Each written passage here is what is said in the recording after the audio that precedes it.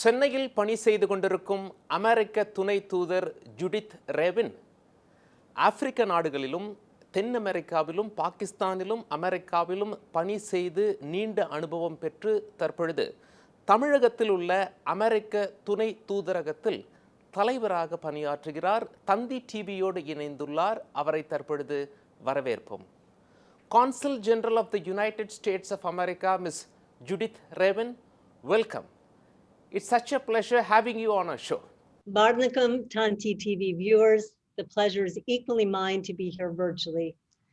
If you'll allow me, I would first just like to convey the sympathy and support on behalf of the US government and the American people for the current COVID-19 challenges in India, and that we continue to stand with India today as we have since the beginning of the pandemic. How do you find Chennai? So Chennai, of course, is fascinating, historical, millennial, and I look forward to experiencing second and third tier cities as the pandemic makes that possible. America has 3 vaccines in use. You have Oxford AstraZeneca vaccine too. Will you be helping India by diverting the Oxford AstraZeneca vaccines available in your stock? So in fact, a priority of the US government is providing support and relief to India in its time of need. The world needs to be vaccinated. That is one of the ways we can hope to end the pandemic. And there are not enough vaccines or manufacturing capacity or raw materials in the world. The US government realizes that this is a global challenge and it requires a global response. And this is why President Biden has requested partners to work with us to address the capacity and manufacturing shortages. In fact, the United States has redirected some of its own supply of AstraZeneca to India. And this will allow India to make over 20 million doses of COVID-19 vaccine. I should be very clear that the United States has not imposed any export ban on vaccines or vaccine supplies. And so I hope that we can work together to contribute ending the pandemic and also addressing some of the challenges of global economic recovery. It seems the Covishield manufacturer Aadhar Poonawalla has an issue with America regarding vaccine raw materials export from the United States to India. What is your take on it? So the United States has not imposed any ban on vaccine exports or exports of vaccine supplies. And in fact, we have redirected some of our own supply and order of AstraZeneca manufacturing supplies to India, which will enable India to make over 20 million doses of COVID-19 vaccine. When is the President of the United States, Joe Biden, likely to visit India? So this will be a decision between the White House and the government of India. I am certain whenever President Biden visits India, that the Indian public will welcome him warmly. But what I can say is the United States and India will work together to combat the challenge of COVID-19, to renew our partnership on climate change, and to work together to help restore the global economic recovery. We are very happy and excited to follow the success story of the Vice President of America, Ms. Kamala Harris, whose mother hails from Tamil Nadu. So when is the Vice President of America, Ms. Kamala Harris, likely to visit Tamil Nadu? So this will be a question for Vice President Kamala Harris, but we too are very proud that the first female Vice President of the United States has roots in Tamil Nadu. I think that you will find that her story is really a story of the American success. She is someone of African origin, Indian origin, Jamaican origin, and now she occupies the vice presidency of the United States for the first time.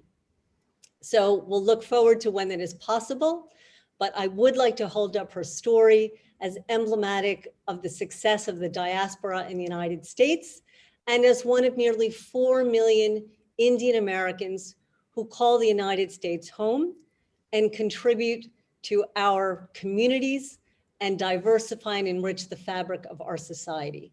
How eager is Ms. Kamala Harris in rendering aid to Tamilians? So Vice President Harris recently addressed the diaspora community in the United States, the Indian diaspora, and she noted our reinforced commitment to working with India to address the challenges and provide relief to COVID-19. What assistance has the United States rendered to the world's largest democracy suffering the most in this pandemic? So a priority for the Biden-Harris administration is ending the pandemic and combating COVID-19. We have worked across the US government expeditiously to provide additional assistance to India in its time of need. And this includes contributions from US companies and from non-governmental institutions and from private citizens across America to the people of India.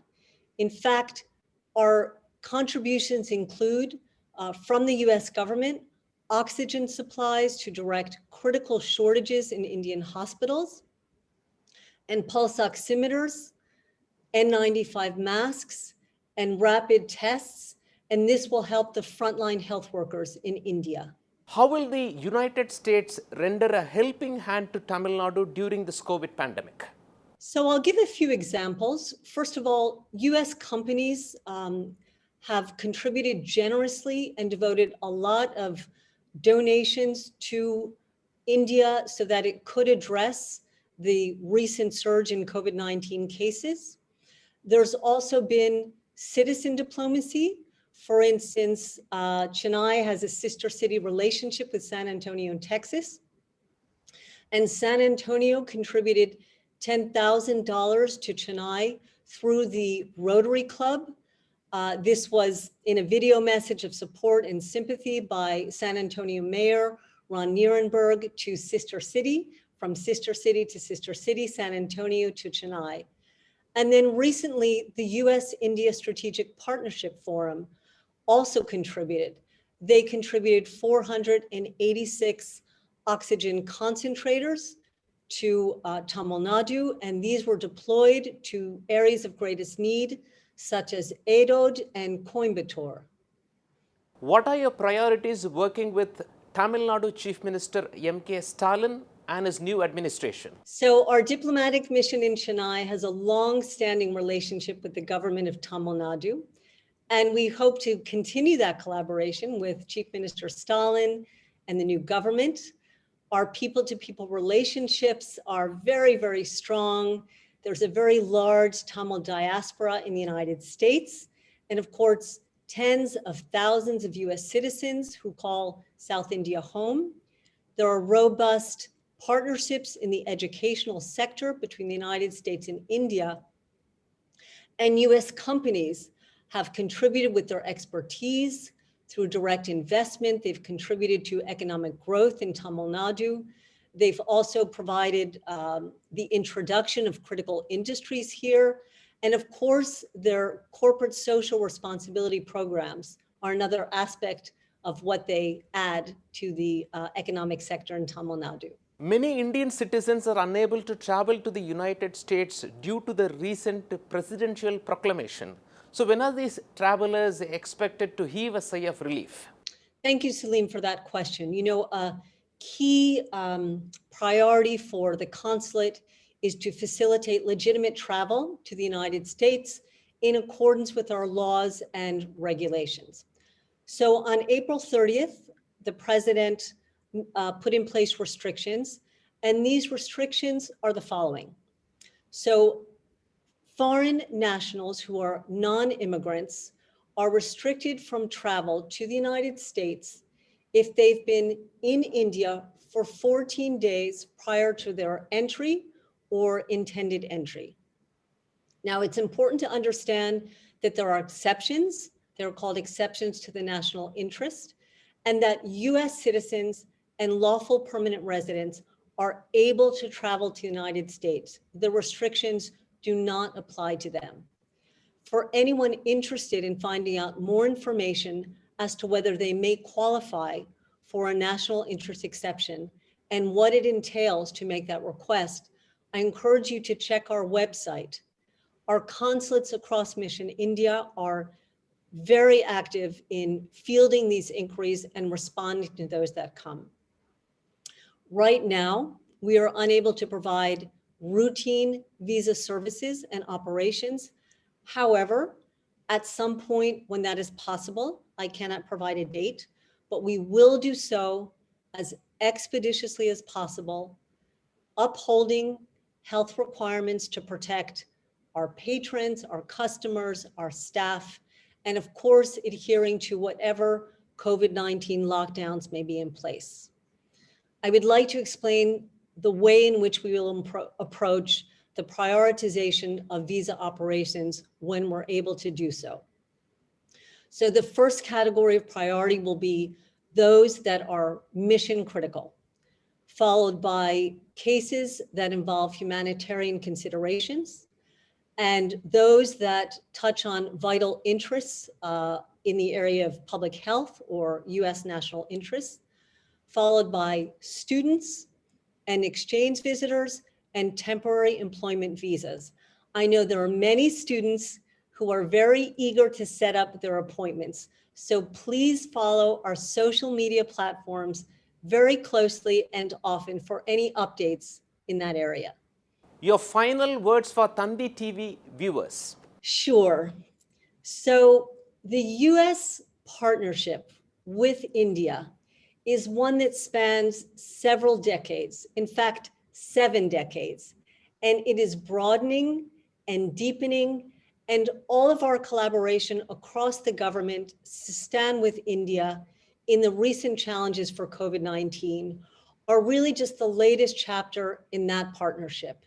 It's a partnership that has not only been around for decades, but will endure for decades more. So I would like to share with Tanti TV viewers that the United States continues to stand with India in its time of need. The United States has been there with India since the start of the pandemic last year, and we continue to stand with India today. This is an effort, whole of government for the United States. It involves contributions from the US industries, from private citizens, from groups of community across the United States. And this is what it takes to show our support, people to people, government to government, across the decades. Thank you very much, Consul General Ms. Judith Raven. It was such a pleasure interacting with you. Thank you, Salim and Tanti TV viewers. It's been a pleasure.